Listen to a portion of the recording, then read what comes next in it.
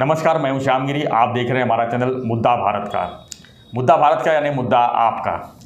आज का हमारा मुद्दा है महाराष्ट्र की मंत्रिमंडल विस्तार के ऊपर।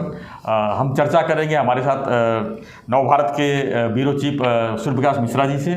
उनसे हम जानेंगे कि जो महाराष्ट्र की मंत्रिमंडल विस्तार हुई है उससे लोग कितना खुश है और उनका जो राजनीतिक विश्लेषण है वो क्या कहता है। मिश्रा जी, आपका हमारे चैनल में स्वागत है। क्या कहेंगे जो 9-9 का जो गेम खेला गया है, ये 9+9 का जो देखिए फार्मूला रखा गया है। पिछले 40 दिनों से लगातार यही चर्चा हो रही थी कि मंत्रिमंडल विस्तार कब। दोनों तरफ से उहापोह थी।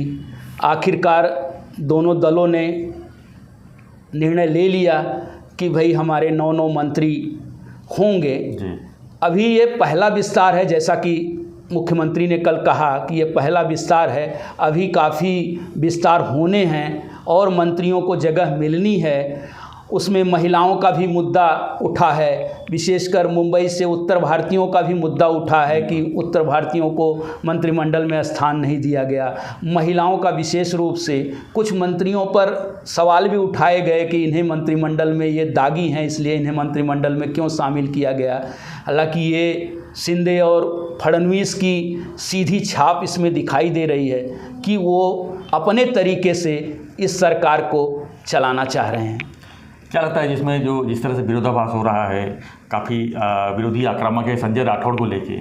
यही विरोधी जो है संजय राठौड़ को क्लीन चिट भी दिए थे जब उनकी सरकार थी। अब जो है शिंदे और फडणवीस सरकार है तो उसी संजय राठौड़ को फिर से नहीं। देखिए, संजय राठौड़ का मामला तो संगीन था। संजय राठौड़ के मामले में इवन भाजपा की जो उपाध्यक्ष हैं चित्रा वाघ जी, उन्होंने भी सवाल उठाए हैं, गंभीर सवाल उठाए हैं। लेकिन वहीं एकनाथ शिंदे जी ने ये कहा कि उनके ऊपर जो आरोप थे वो उनको पुलिस ने क्लीन चिट दी हुई है। राजनीति में देखिए आरोप प्रत्यारोप का तो दौर चलता रहता है और बाकी और भी मुद्दे हैं इस पे। लेकिन मैं जहाँ तक समझता हूँ कि कुछ चीज़ें इसमें हैं ज़रूर, लेकिन काम जनता का किस तरह से होगा, आम जनता को इसका क्या लाभ मिलने वाला है, आम जनता किस तरह से इसको लेती है। या विरोधी तो देखिए, विरोधी पक्ष जो है वो हर एक सवाल उठाना उनका लाजमी है और सवाल उठाएंगे भी। लेकिन आम आदमी का किस से क्या लाभ हो रहा है, इस सरकार का किस तरह से आगे चलती है और ये सरकार क्या डिलीवर करती है। जिसे कहा जाता है कि एकनाथ शिंदे जी जैसे कि पूरे महाराष्ट्र में घूम भी रहे हैं, काम भी कर रहे हैं, शुरुआत भी उन्होंने कर दी है, लेकिन डिलीवर किस तरह से होता है वो ज़्यादा इम्पॉर्टेंट है, न कि ये मंत्री दागी है या वो मंत्री के ऊपर ये आरोप हैं। अब देखिए मंत्रिमंडल का गठन भी हो चुका है, अब विभागों का बंटवारा भी होना है। आज कैबिनेट की बैठक भी है। अब इस पर क्या निर्णय होते हैं। अब ये हो गया कि भाई मंत्रिमंडल एक पूरा हो गया है, निर्णय जो होंगे 2 लोग नहीं लेंगे, अब पूरा मंत्रिमंडल निर्णय लेगा और सभी को कैबिनेट मंत्री बनाए। ये इम्पोर्टेंट है, एक भी राज्य मंत्री नहीं है, तो सभी को फुल फ्लैश जो है उन्होंने अपना अधिकार दिया है। तो अब ये देखना होगा कि कौन किस तरह से किसके विभागों पे कितनी पकड़ होती है और मुख्यमंत्री किस तरह से सबको लेकर चलते हैं बैलेंस करके। मिश्रा जी, एक और चीज़ सवाल यहाँ पे है कि मुंबई से जिस तरह से मंगल प्रभात लोढ़ा को मंत्री बनाया गया कैबिनेट का, तो ये गुजरात आने वाले गुजरात चुनाव को देखते हुए कहीं गुजरातियों को खुश करने को तो नहीं किया गया है? निस्संदेह नहीं। ये मंगल प्रभात लोढ़ा गुजरात से नहीं है, मंगल प्रभात लोढ़ा राजस्थान से है, मारवाड़ी समाज के हैं। लेकिन गुजरात में उनका अच्छी पकड़। गुजरात में गुजराती और मारवाड़ी मुंबई में एक तरह देखा जाता है, एक नज़रिए से देखा जाता है। ये सही है कि मंगल प्रभात लोढ़ा को मौका दिया है बीजेपी ने और बहुत दिनों बाद दिया है। वो लगातार 4 बार 5 बार से विधायक रहे हैं, उनकी पकड़ भी है। और जैसे कहते हैं ना कि सबसे घोषित सबसे धनी व्यक्ति जो कहा जाए घोषित विधायकों में से, इस समय मंत्रिमंडल में सबसे धनी विधायक, अमीर विधायक जो हैं या मंत्री वही हैं। तो मंगल प्रभात लोढ़ा को यह देकर बीजेपी ने, मुझे लगता है कि उन्होंने साथ देगा। अब देखिए मंगल प्रभात लोढ़ा बीजेपी के मुंबई के अध्यक्ष रहे, आगे बीएमसी का इलेक्शन है। मुझे ये लगता है मेरा कि बीजेपी ये चाहती है कि अगला बीएमसी इलेक्शन के पहले ये जो मुंबई भाजपा की कमान किसी मराठी भाषी को दी जाए, ताकि शिवसेना जो है उद्धव ठाकरे की शिवसेना जो है उसका मुकाबला जो है बीजेपी तरीके से कर सके। और देखिएगा आने वाले दिनों में कुछ इस तरह की घोषणाएं होंगी किसी मराठी भाषी को, या आशीष शेलार का नाम चल भी रहा है। आशीष शेलार पहले भी रहे हैं, काफ़ी मुखर भी रहे हैं आशीष शेलार शिवसेना के खिलाफ, काफ़ी चर्चित थे। हाँ चर्चित रहे हैं, काफ़ी मुखर रहे शिवसेना के खिलाफ। हो सकता है फिर से आशीष शेलार को मुंबई की कमान दे दी जाए।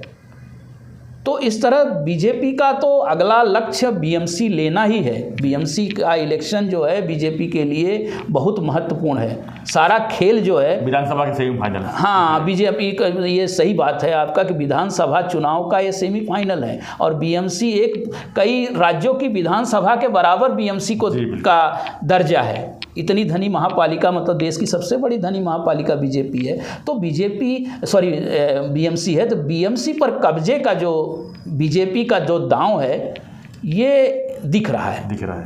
तो मिश्रा जी अभी मुंबई से थाना की तरफ जरा आते हैं। थाना से रविंद्र चौहान जी को कैबिनेट मिनिस्टर बनाया गया है, तो क्या लगता है कि पालक मंत्री भी उनको दिया जाएगा या मुख्यमंत्री अपने पास रखेंगे? क्या हो सकता है थाने के लिए? जी देखिए, ये बात तो आपने बहुत अच्छा सवाल किया आपने। थाने जो है एकनाथ शिंदे जी के मुख्यमंत्री बनने से थाने को सत्ता का पावर हाउस माना जाने लगा है। ये पावर सेंट्रल बन गया। ये भी चर्चा थी कि कुछ इनके जो शिंदे जी के जो कर्मी है, सहयोगी हैं या जो उनके निकटवर्ती हैं, उनको मंत्रिमंडल में स्थान दिया जा सकता है। हालांकि जो भी हैं उनको ज़्यादा कैबिनेट में स्थान नहीं मिलना था, ये तय है। वो सब राज्य मंत्री की श्रेणी में आने वाले थे। एक झटका जरूर बीजेपी की तरफ से लगा है गणेश नाइक को मंत्री न बना के, क्योंकि गणेश नाइक कद्दावर नेता रहे हैं और एक्चुअली उसी लालच में या जो कहिए उसी में, हाँ वर्षों तक पालक मंत्री रहे हैं, जिले के कैबिनेट मंत्री रहे हैं। हाँ वो 15-15 साल लगभग मंत्री रहे कुल मिला के, और उसके बाद इसके बाद जिले के पालक मंत्री भी रहे, 2 बार मंत्री रहे। जी अच्छा, 2 बार कांग्रेस एनसीपी की सरकार में 2 बार मंत्री रहे। इसके पहले बीजेपी की सरकार में भी वो मंत्री थे। जब युति की सरकार थी तब जब बीजेपी से कांग्रेस से शिवसेना से निकलने के पहले वो मंत्री ही थे। राज्य उत्पादन शुल्क वन पर्यावरण, हाँ 94 जी जो पहली बार उन्होंने बगावत करके एनसीपी का साथ लिया था।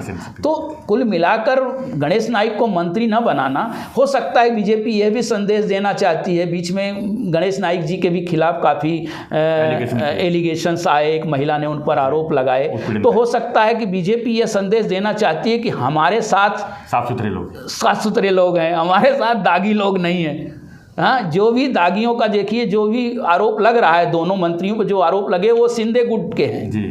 बीजेपी गुट का एक भी, बीजेपी ने बड़ी साफगोई से अपने मंत्रिमंडल को बनाया है और उसको आगे बढ़ाना चाहते हैं। रही बात रविंद्र चौहान जी की, रविंद्र चौहान जी कद्दावर नेता बनकर उभरे हैं, कल्याण डोंबिवली क्षेत्र में 3 बार के विधायक हैं। इसके बावजूद वो जो हैं डिप्टी सीएम जो हैं फडणवीस जी के, उनके काफ़ी करीबी माने जाते हैं। हाँ, फायर ब्रांड लीडर हैं वो, ऐसा कहा जाता है। तो वो बीजेपी जरूर सब तरफ से समन्वय बनाकर चलना चाहती है। आगे इलेक्शन भी है, थाने के भी इलेक्शन है, नई मुंबई के इलेक्शन है, कल्याण के इलेक्शन है। तो वो कहीं ना कहीं ये बताना चाहती है कि भाई हम सब तैयारी करके रखेंगे, अपने सब किले जो हैं हम दुरुस्त बना के रखेंगे। तो उनका एक अलग ही, एक समझिए कि अलग ही दिशा में उनकी राजनीति जा रही है। दोनों मंत्रिमंडल दिखाया है तो कोई नया चेहरा इसमें तो नहीं दिखता है, कोई नया चेहरा नहीं दिख रहा है। जो चेहरे आए हैं, लेकिन काफ़ी चर्चा थी कि बीजेपी शायद नया चेहरा भी लाएगी, लेकिन हो सकता है कि आगे राज्य मंत्री है, अब आगे और भी विस्तार है उसमें देखने को मिले। नहीं, बिल्कुल महिलाओं का जैसे मामला उठा है कि महिलाओं को भी बीजेपी में स्थान दिया जा सकता है, या किसी मुंबई इलेक्शन को देखते हुए बीएमसी के कि किसी उत्तर भारतीय चेहरे को भी वो दे सकते थे। लेकिन मुझे ये लगता है महिला या उत्तर भारतीय इतना वो नहीं मजबूत समझते कि उनको कैबिनेट मंत्री का दर्जा दिया जा सके। देंगे भी तो वो एक चेहरा देंगे, चेहरा देने की कोशिश करेंगे कि इनको राज्य मंत्री बना के उसमें एडजस्ट किया जाए। उन्होंने आगे कहा भी है कि भाई ये पहला मंत्रिमंडल का विस्तार है, अभी सभी वर्गों को, महिलाओं को इसमें समायोजित आगे करेंगे। मिश्रा जी, इसमें ज़्यादा समय तो इनको मिलेगा नहीं, ज़्यादा 2 से सवा 2 साल मिल सकता है जी। क्या लगता है कि इनकी पकड़ महाराष्ट्र में कितना मजबूत आगे चुनाव के लिए होगी, कितना चैलेंज रहेगा इनको? क्योंकि आगे जो चुनाव रहेगी कांग्रेस एनसीपी, हो सकता है महाविकास आघाड़ी चुनाव साथ में मिलकर लड़े। नहीं, देखिए, चुनाव इसके पहले भी हुए थे, इसके पहले भी चुनाव हुए थे, इसके पहले भी चुनाव लड़े गए। वही तो उन्होंने सोचा कि अगर 3 दल मिल जाते हैं तो निस्संदेह बीजेपी के लिए नुकसानदायक है। इसी को तो लेकर उन्होंने सबसे बड़ा दल जो था, सबसे उस तरह का कि जो लड़ सकता था, रोड पे आके लड़ सकता था, लोगों के बीच में जाके लड़ सकता था। रही जहाँ तक श्याम जी की ये राष्ट्रवादी की बात जो करते हैं, राष्ट्रवादी का अपना अपना इलाका है। राष्ट्रवादी ने अपने अपने किले बना के रखे हैं, उनके वो विधायक हैं, उनके वो चुनकर आते हैं, वो अपना काम करते हैं। रही बात शिवसेना की, बीजेपी की, ये इनके अपने मुद्दे पर चलती है, ये मुद्दों पर लड़ते हैं, मुद्दों की बात आती है, इसमें कम ज़्यादा लोग आते हैं, कुछ कार्यकर्ता उभरते हैं, कुछ कमज़ोर होते हैं। तो इनका जो समीकरण है ना, उनसे बिल्कुल अलग है। कांग्रेस की रही बात, तो कांग्रेस, मुझे नहीं लगता कि कांग्रेस राष्ट्रवादी और शिवसेना की संस्कृति से मेल खाती। कांग्रेस की भी संस्कृति अलग है। कांग्रेस भले सरकार में शामिल हो जाए, सरकार में आ जाए, बीजेपी के खिलाफ हो, लेकिन जब चुनाव लड़ने की बारी आएगी तो मुझे नहीं लगता कि कांग्रेस जो है इनके साथ आएगी, क्योंकि कांग्रेस का भी अपना वजूद है, उनका अपने नेता हैं, उनको उनकी बढ़ोतरी राष्ट्रीय पार्टी है चूँकि, तो उस पर उनका एक अलग जो है लाइन रहती है कि भाई हम जो है ठीक है सरकार में समर्थन दे देंगे, लेकिन जहाँ तक चुनाव लड़ने की बात आई, पिछला रिकॉर्ड देखते हुए चुनाव लड़ने की बात आती है तो राष्ट्रवादी से तो वो गठबंधन कर लेंगे, हो जाएगा उनका। लेकिन मुझे नहीं लगता कि उनका उद्धव के साथ कोई गठबंधन, क्योंकि उद्धव जी ने देखिए फिर हिंदू राग अलापना शुरू कर दिया है, हिंदू हिंदू, हम ही हिंदू हैं। शिवसेना और जो है एकनाथ शिंदे जी और उद्धव, ये दोनों शिवसेना में ये होगा कि कौन सबसे बड़ा हिंदुओं का पैरोकार। अब जो हिंदुओं का जो कौन बड़ा पैरोकार होगा तो वो कांग्रेस की आइडियोलॉजी से बिल्कुल अलग है। कांग्रेस सोचती है कि हम सर्वसमावेशी हैं, सबको लेकर चलने वाले हैं। तो इवन देख लीजिएगा बीएमसी चुनाव में भी, हाँ, चुनाव बाद गठबंधन होते हैं। चुनाव के पहले गठबंधन होना मतलब फिर जनता के सामने जाना है, सवाल भी अनेक उठेंगे कि जनता क्या बोलती है, जनता के सवालों के जवाब देने पड़ेंगे। हाँ, बाद में सोचती है कि हमने किसको वोट दिया और उसके बाद कहाँ आ गया, वो होता ही है। बिहार की भी वही पोजीशन है, देखिए दोनों ने चुनाव साथ लड़ा, अब 3 दल बना। तो ये जो राजनीतिक पासे हैं ना, ये चुनाव बाद फेंके जाते हैं, वो सत्ता का फिर गठबंधन चलता है। सत्ता पाने के लिए अलग संघर्ष, फिर सत्ता पाने के बाद मतलब जब चुन के आने के बाद कुर्सी के लिए अलग संघर्ष। तो ये राजनीति का एक नया ट्रेंड आया है। एक काफ़ी चर्चा था कि राज ठाकरे को मंत्रिमंडल में लिया जाएगा, राज ठाकरे को बीजेपी अपने साथ में लेगी, लेकिन राज ठाकरे का अचानक मुद्दा ही गायब हो गया। इसको क्या मानते हैं आप? देखिए, मुझे जहाँ तक लगता है, राज ठाकरे को बीजेपी चाहती तो है कि राज ठाकरे हमको सपोर्ट करते रहें, लेकिन एक पैरेलल रूप से बीजेपी दूरी भी उनसे बनाए रखना चाहती है। राज ठाकरे को बीजेपी नहीं चाहती है कि राज ठाकरे अगले हिंदू हृदय सम्राट बने या हिंदुओं के अलग अलग पैरोकार। उन्होंने राज ठाकरे ने कोशिश भी की थी पीछे की आप जाइए अगर 6-8 महीने, तो कोशिश भी की थी। फिर बाद में हनुमान चालीसा उनका ही मुद्दा था, लेकिन उस हनुमान चालीसा के मुद्दे को राणा दंपत्ति हाईजेक कर ले गए। तो बीजेपी का एक जो बोलते हैं ना, उनकी सेकंड जो है उनका विकल्प को तैयार रखते हैं, विकल्प तैयार रखेंगे राजनीति में कि भाई ये नहीं तो ये नहीं तो ये। तो राज ठाकरे को वो सपोर्ट करेंगे।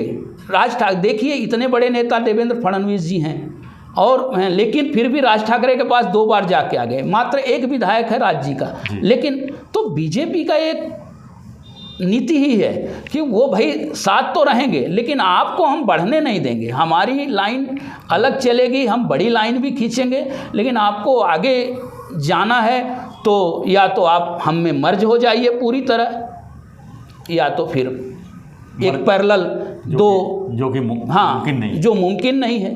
दोनों के लिए उनके राजनीतिक अस्तित्व का सवाल है। उत्तर भारतीयों का भी सवाल है।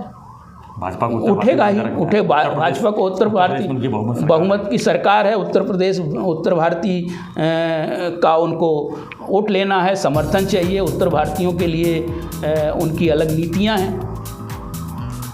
धन्यवाद मिश्रा जी, आपने हमारे महाराष्ट्र मंत्रिमंडल विस्तार पर विश्लेषण किए। सरकार कैसी भी हो लेकिन चलनी चाहिए और साफ सुथरी सरकार हर कोई चाहता है। तो आपको हमारा वीडियो कैसा लगा हमें जरूर कमेंट बॉक्स में लिखिए। वीडियो पसंद लाइक शेयर सब्सक्राइब जरूर करिए। देश भर के राजनीतिक खबरों पर चर्चा के लिए देखते रहिए हमारा चैनल मुद्दा भारत का। धन्यवाद।